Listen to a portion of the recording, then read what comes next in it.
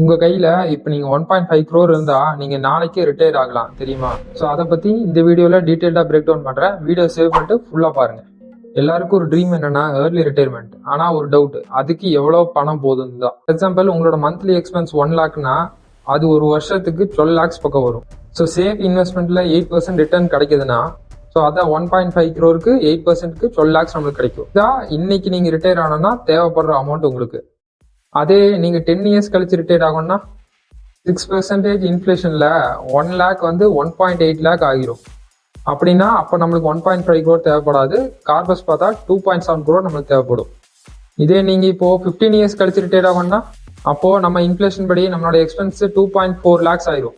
அப்போ நம்மளோட corpus 2.7 crore பார்த்தாது 3.6 crore நம்மளுக்கு தேவைப்படும். இப்போ கொஸ்டின் என்னன்னா, நீங்க பிளானிங் ஸ்டேஜ்ல இருக்கீங்களா இல்ல ஆல்ரெடி நீங்க ரெடியா இருக்கீங்களா? உங்களுக்கும் இதே மாதிரி பர்சனலைஸ்டு ரிட்டையர்மெண்ட் பிளான் வேணும்னா ஃபாலோ பண்ணிட்டு பிளான் கமெண்ட் பண்ணுங்க, நானே உங்களுக்கு கைட் பண்றேன்.